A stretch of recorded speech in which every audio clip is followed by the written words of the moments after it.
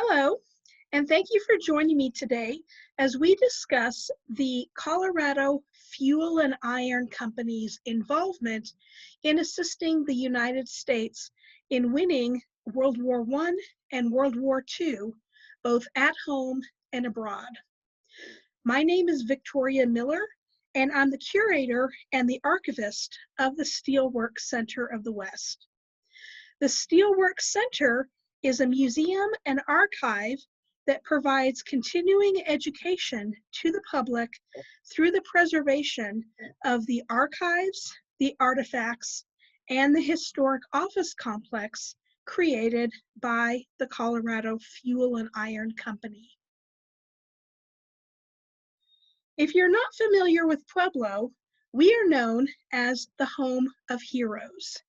And this is because we have had 4 citizens from our city be awarded with the Congressional Medal of Honor. Pueblo is also called Colorado's Steel City because it is the home of the Colorado Fuel and Iron Company, otherwise known as CF&I. The company actually traces its roots to 1872 when it was created to produce railroad tracks for the Western rail industry. Following the Civil War, the American West was starting to open with opportunities, but you needed railroad tracks to move people and supplies and materials out here from the east.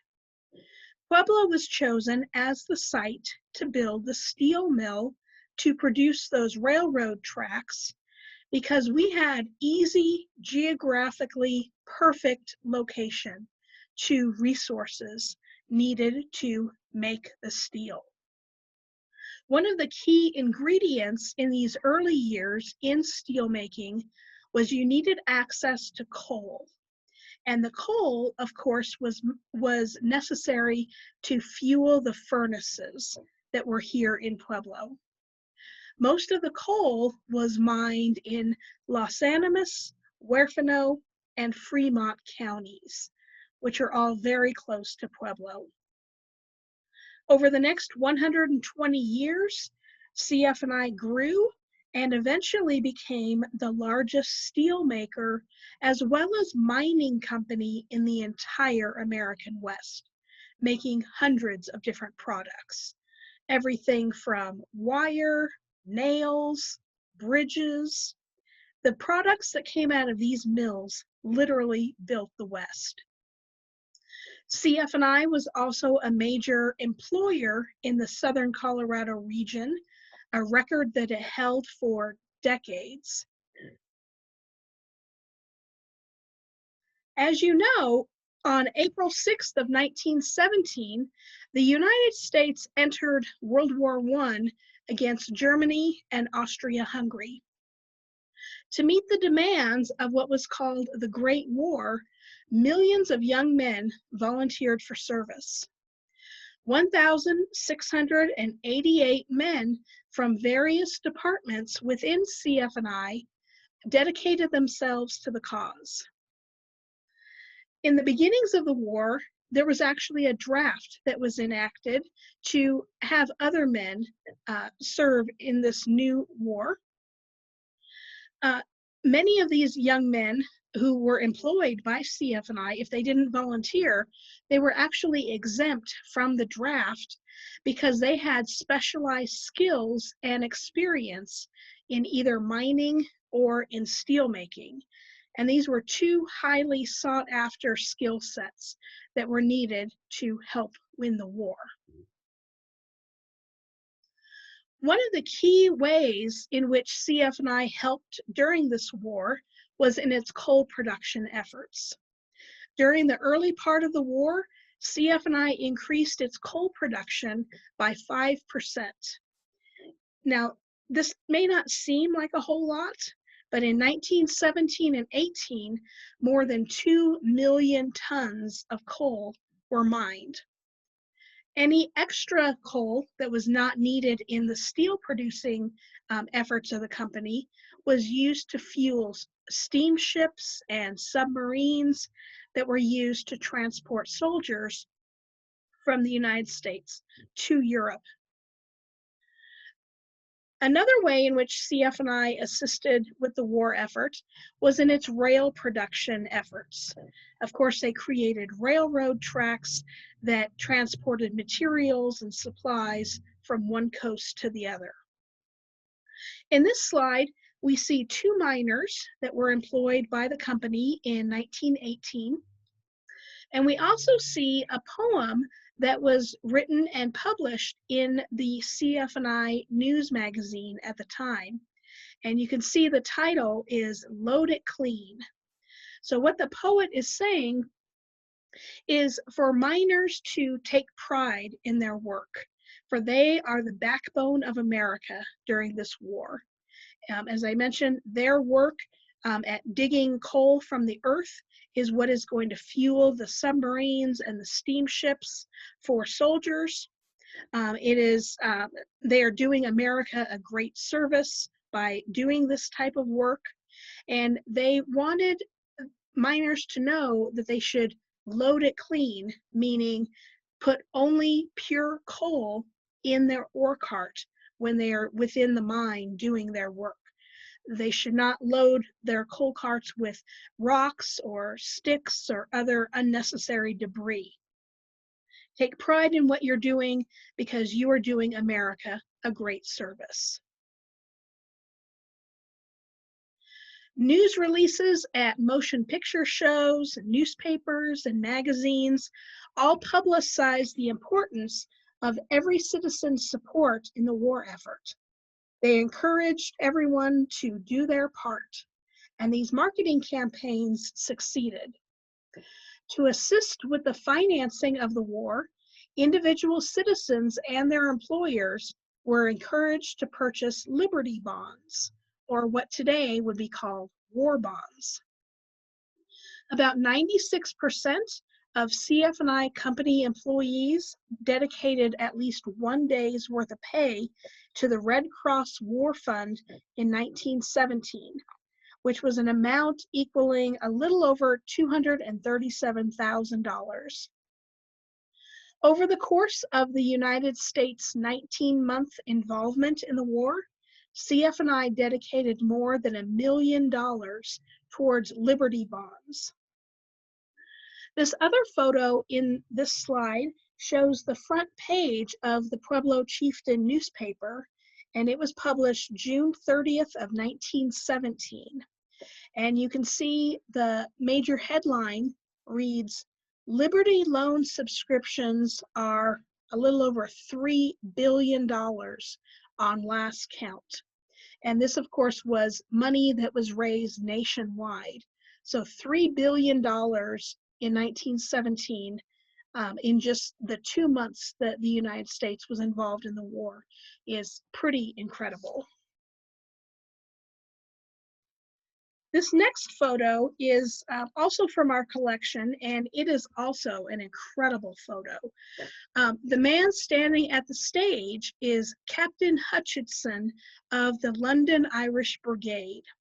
And you can see he is addressing the masses. This was taken within one of the mills here in Pueblo, and you can see he's addressing several hundred, maybe even 1,000 young men. Unfortunately, we don't know the context of this photo. We don't know if this was a congratulatory speech telling the masses, great job, thank you for your commitment, keep up the good work, that type of thing. Or if this was a recruitment type speech asking for more volunteers to serve in the war effort. Unfortunately, we don't know, but it still is an incredible photo. Women played an important role in the war effort as well. Women traditionally were the keepers of the household budget during this time, and many women saw themselves as citizen soldiers, doing their part by cutting corners where they could in meal preparation or in planning out the family menu for the day or for the week. They use that extra money then to purchase Liberty bonds. A few years before the war began in 1915, CF&I formed a partnership with the YMCA to bring recreational and educational opportunities to the employees and their families. During the war years, food preparation classes and sewing classes were extremely popular ways of entertainment, as well as doing their part as far as women were concerned.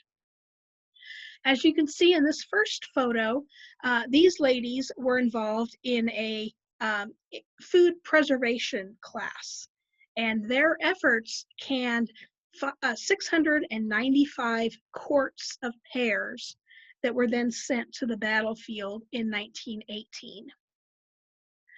This other photo shows some ladies who were involved in a sewing class, and they were sewing soldier uniforms at the Steelworks YMCA in Pueblo in 1918. These ladies were involved in the Sewing for Victory Club, and these were made of women, sisters, mothers, wives, daughters of former miners who were enlisted or volunteered to serve in the military. And this top photo shows some ladies that were sewing some type of garment that was then sent to the battlefield. And the bottom photo shows women who were knitting. And we don't know what they were knitting. It could have been a blanket or a sweater. Women were also found knitting socks to be a popular way to do their part as well. They also knitted gauze bandages and wove gauze bandages for military hospitals during this time. American ideals and standards of living were also highly encouraged in government pamphlets and written about many times in the CF&I publications that were printed during the time. During the war years, CF&I actually published a monthly news magazine called the Industrial Bulletin. And this was a monthly publication that printed news about what was happening in the mining districts, as well as here in Pueblo. And as you can see from these pages, it updated families that were here in Colorado with what was happening overseas with those who were now in the military. It printed news as far as who was serving, where they were stationed, and if they were sick or injured. Training to become nurses and teaching others their skills were popular ways that young unmarried women assisted in the war effort, both abroad and on the home front. Dating back to the late 1800s, CF&I maintained its own medical department to treat work-related injuries and illnesses. This included a nursing school to train young women in medical practice with special emphasis on industrial type accidents. As it was printed in the CF&I Industrial Bulletin in 1917, the most patriotic duty for a young woman was to learn the proper methods of caring for the sick and safeguarding the health of the community. The nurses at the time not only assisted physicians with various medical procedures, but they also served as what we would today consider to be social workers. They often visited employees' homes. They taught family members the importance of personal hygiene, nutritional foods, and eating a balanced diet, fresh air, the importance of pure drinking water. and also the importance of getting outside and enjoying ventilation and fresh air and sunlight. In addition to those who studied within CF&I's nursing program, there were 10 of these young women who actually traveled overseas to assist medical staff on the battlefield. During the first days of the war and the months that followed, the America First Society, organized in several of CF&I's mining communities and here in Pueblo at the Steelworks YMCA, with the goal of stimulating patriotism and good citizenship. English-speaking classes and American government classes were also taught within the company YMCAs.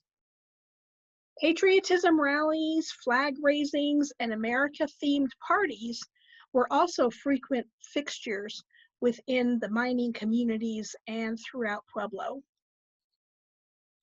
The war officially came to an end on November 11th of 1918. Many veterans returned to work as CF&I miners, steelworkers, medical, and administrative personnel.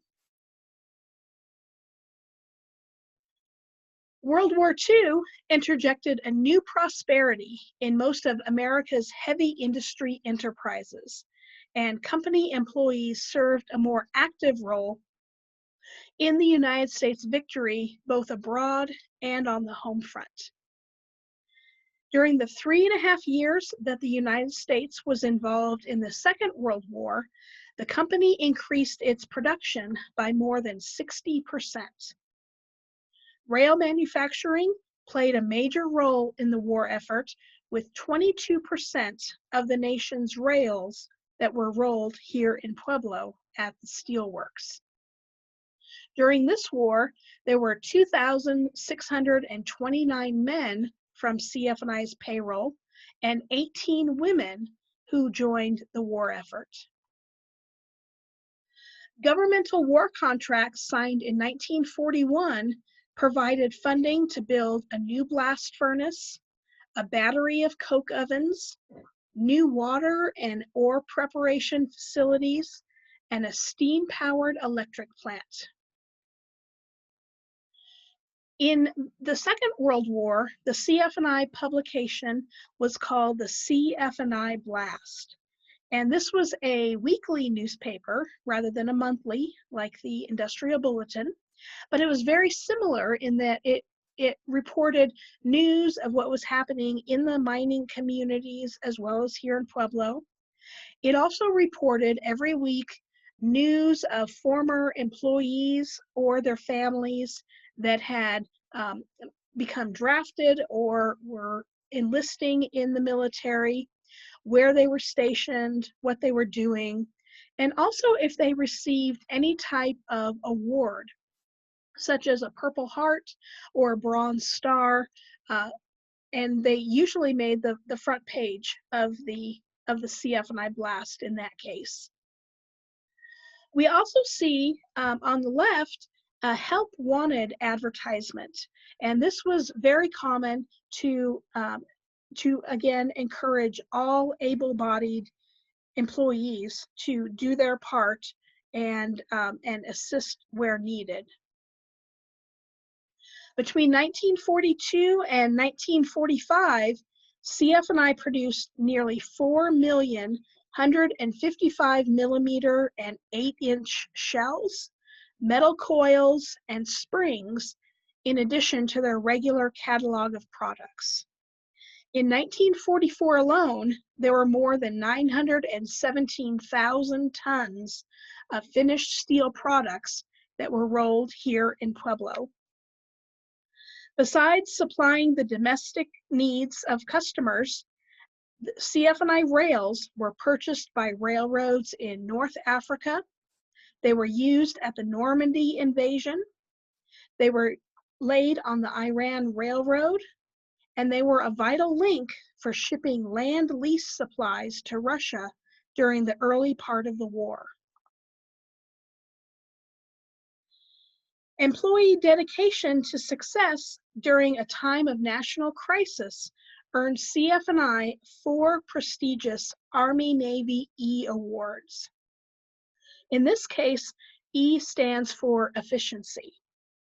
These awards were given to only 5% of the country's production plants for quality and quantity of products, maintaining a low rate of absenteeism, plant protection and security, and keeping exemplary records regarding the number of accidents, health, and sanitation. As you can see here, this photo was taken when the employees accepted the very first Army-Navy E Award in 1942. As men left CF&I employment, of course, somebody needed to fill their positions, and so women met the challenge. Their presence became much more common among assisting in the administrative, financial, sales, photography, and media departments during the time. Some women even filled the grueling and often dangerous areas of work within the mill itself. In addition to their new duties, dozens of women joined what was called the Spark Plug Club. And this was a social and philanthropic group that was sponsored by the company. Charities that the Spark Plug Club supported varied throughout the years, but it mainly focused on producing children's parties and activities within the YMCA. They also assisted needy families throughout Pueblo with bedding, clothing, or food. Members maintained their normal work schedule, and they participated in club activities during their off hours. Particularly in 1943, company publications emphasized the need for women to relieve the problem of a shortage of nurses nationwide. Throughout the war and the few years that followed, the nursing program here at CF&I participated in the nationally sanctioned Cadet nursing program. And under this program, the United States government paid for the expenses of young women to train to become nurses.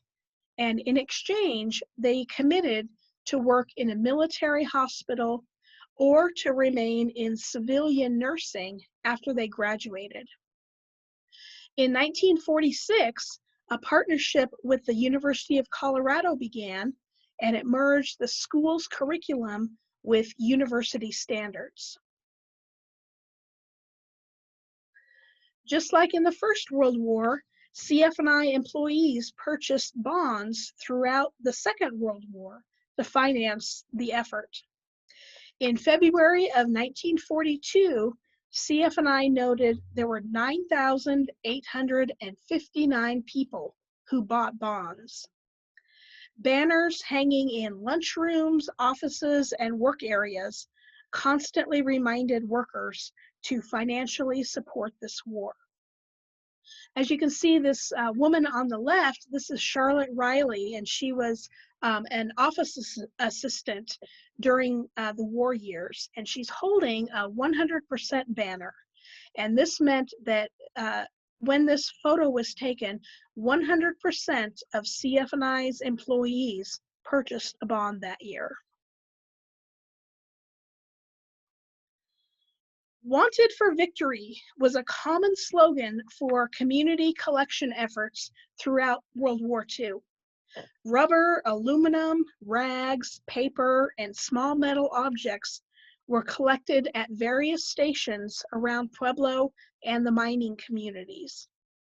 After collection, items were cleaned, repaired, or melted if necessary, and repurposed for various military efforts. Salvaging was just one way that women on the home front could contribute to the war effort in concert with other wartime programs.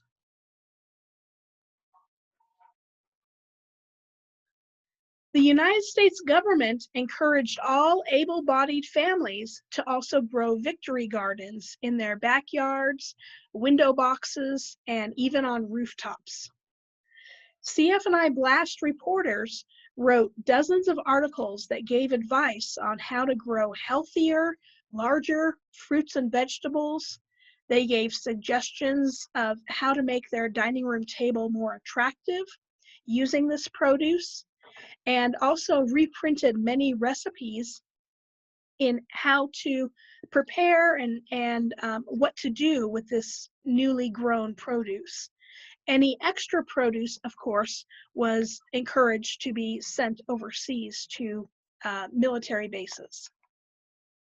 Friendly rivalry contests held throughout Pueblo and the mining communities included those for not only the largest and most plentiful produce, but also the most varied gardens.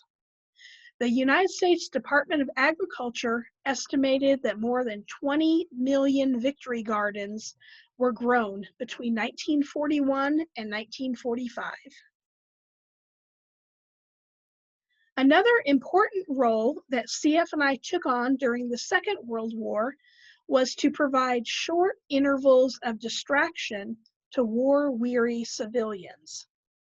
At the Steelworks YMCA, during the war years, of course, there were the usual distractions, such as a swimming pool, different classes. They had a library, they had a movie theater, but they also had an amateur circus. And the performances included trapeze, clowns, jugglers, and even acrobatics. The end of World War II issued in a new era of prosperity for the company and a strong technological foundation for what was ahead during the post-war growth and boom in the steel industry. And this included future construction of railroads, bridges, many buildings throughout the country, and an interstate highway system. So thank you very much for joining me today as we took a look at CF&I's involvement in both World Wars. If you would like to know more about any of these topics or more about CF&I in general, you're welcome to look at our website, which is steelworks.us. Of course, you're welcome to visit the museum or make an appointment to conduct research in our archives. Or you can also contact me directly through email. My email is victoria.miller@steelworks.us. So thank you again for joining me today, and hope that you learned something that you didn't know before.